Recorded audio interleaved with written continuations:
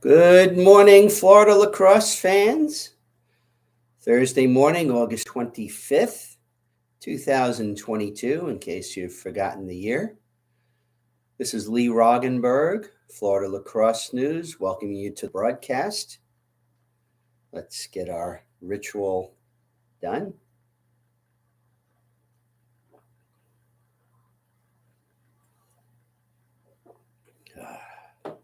Maxwell House dark roast today.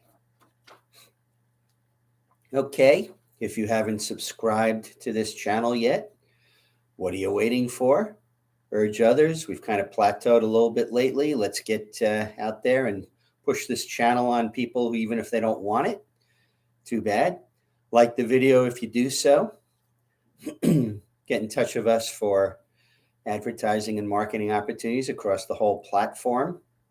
RC Sports Network, potentially Brevard Sports Network, our YouTube channel, website, etc. We have a relatively light day, but still enough news to discuss. Berlin Jesuit, Aiden, I'm guessing it's Hevia, defenseman, is committed to Loyola, another nice Division I recruit. Coach Belando down there has produced a number of long poles that are making it at the college level. Congratulations to Aiden, and hopefully you will do your commitment recruit commitment article. Please do so. Alan, if you're out there, encourage him to do so.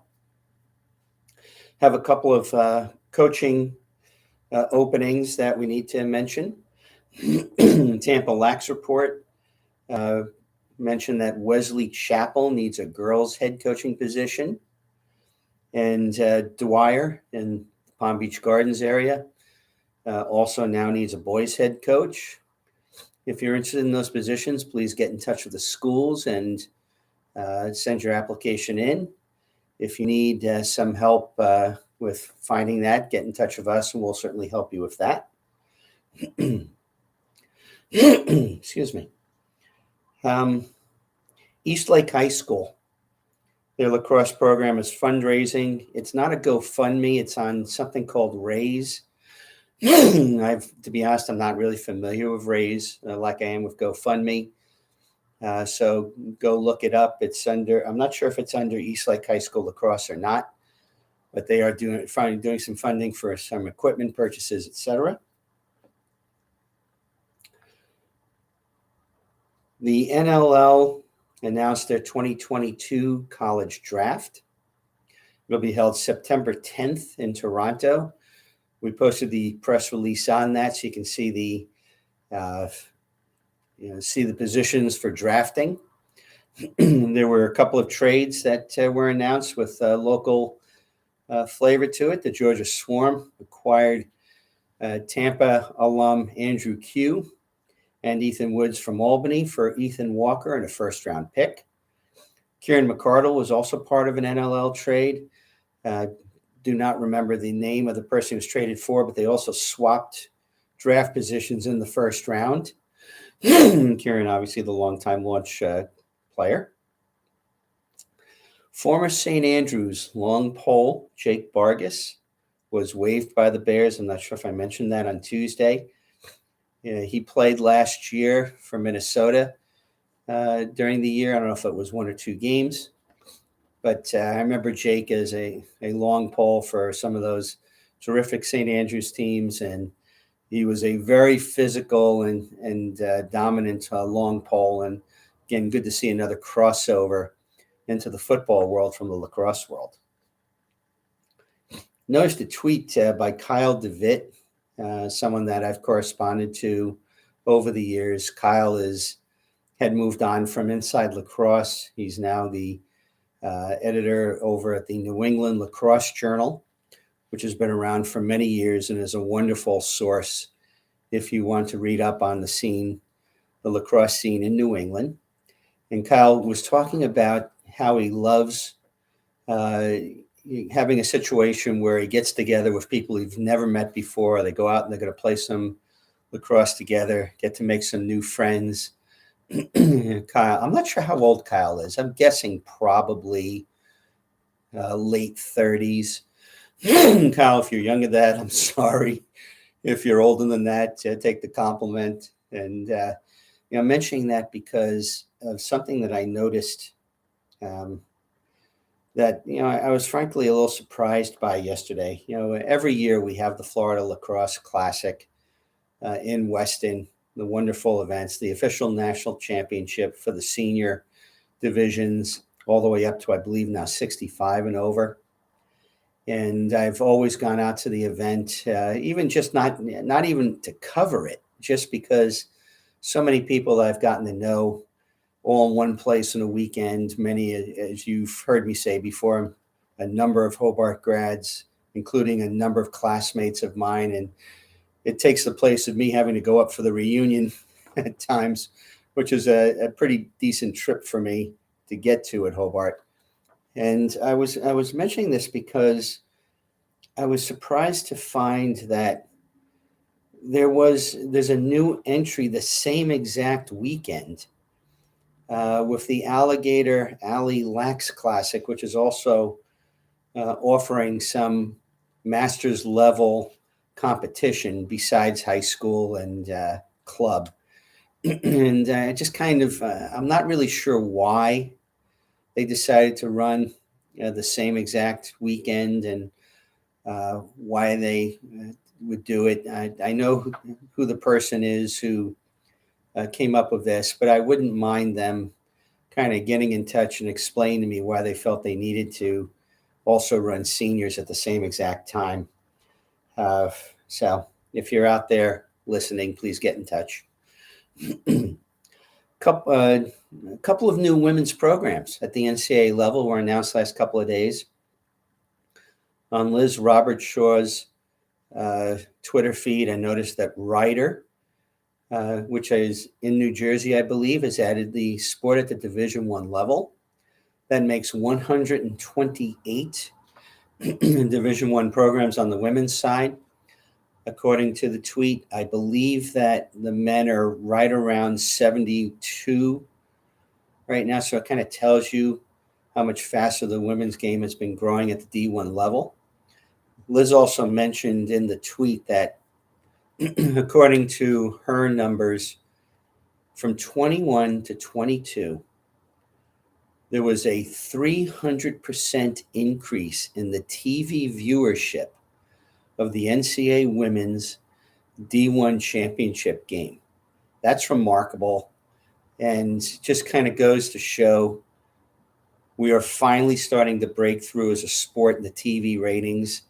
I don't have the PLL numbers. Hopefully they'll sort of publicize some of those too. And again, this is, to me, the biggest impediments right now to growing the sport are getting the casual fan to buy in, which means TV ratings have to go up, which means that more money will be and resources will be dedicated to covering the sport.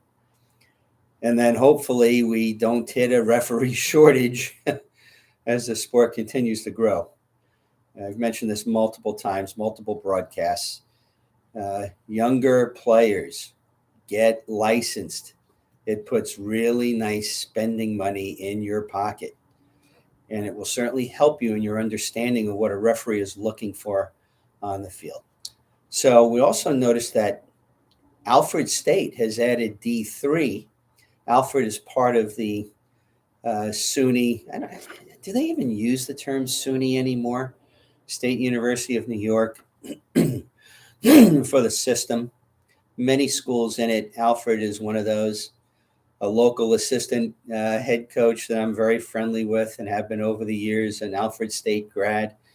So if you're listening out there, you get to see your college now adding a women's program. So get that checkbook ready. Santa Fe High School announced a club, the Lacrosse Club of Alachua. I don't know if this is new or has been around a couple of years. Santa Fe is in the Gainesville area. And that's an area that has been pretty much dominated by Oak Hall over the years. And obviously we would love to see expansion in the Gainesville area. And if that means more club where kids can get more training and more interest. It's a little bit of a difficult area. Once you get outside of Gainesville, it gets a little rural pretty quickly, and it's a little hard to get the kids together. So hopefully this works out. PLL playoffs will be on September 3rd. That's Saturday of Labor Day weekend. They're going to be in Boston at Gillette, outside of Boston at Gillette Stadium. The Kraft family has always been very good to the sport. Whip Snakes are on a bye, and Cannons failed to make the playoffs. All games are on Saturday on ESPN Plus. This is, again, September 3rd, not this weekend. Noon, it'll be Chaos and Chrome. 2:30, Redwoods and Archers. And they listed it's 5:10, Water Dogs and Atlas. Leading scorers in the PLL after last week's games: Lau Thompson, 44. Kieran McCardle, 42. Rob Pinnell, 38.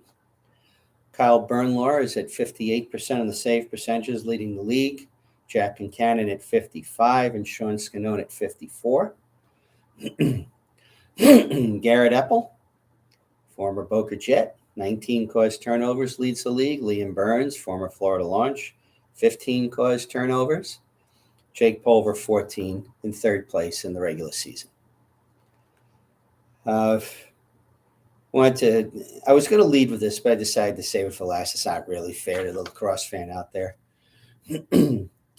My son, Alex, and his business partner, Chris, they share a house to live in, and they've made it a case of bringing in rescue dogs and taking care of them. They've got 3. Those of you who saw my Facebook post and tweet on it yesterday, unfortunately, the first one of the 3, Benny, passed away yesterday in the vet's office. He had caught pneumonia. He was 8 years old. And, it's just, this was, and my son and Chris are both like 27. And they both really care for the issue of rescue dogs. And I just wanted to say to my son how proud I am of how he handled the situation. He did everything he could to try to get Benny the proper treatment. He was there when Benny passed away in the vet's office. And I'm just very proud of the 2 of you and the young men that you have grown up to be. And the 2 of you have just, you've made me, and you've made your mother and Chris, your mom and your stepdad. We're all proud of the 2 of you and how you are growing into young men of really nice business that the 2 of you have built from scratch. You work your tails off. You're good to the community. You give back. And I just wanted to say that you're going to be, this is a tough one, obviously. The first time you go through it, it's tough. It will not be the last time that you'll be facing these types of situations. But, Benny, rest in peace. You were a heck of a dog to the 2 of them. And you got just as much love back. And you got a life that, a lot of rescue dogs, unfortunately, never get the opportunity to. If you're out there, you have a chance, maybe contribute a little bit to your local shelter. Rescue dogs are a wonderful charity. And, keep up the good work, kids. Okay. Let's never forget. Let's grow the game, respect the game, honor the game. Follow us on Twitter at FloridaLX. Follow us on Facebook at FLA, LAX, NEWS. Yeah, we do have an Instagram account one day. And, remember, get in touch with us for marketing and advertising opportunities. This is Lee Roggenberg, Florida Lacrosse News. Have a great weekend. We'll see you Tuesday morning, and so long from the Sunshine State.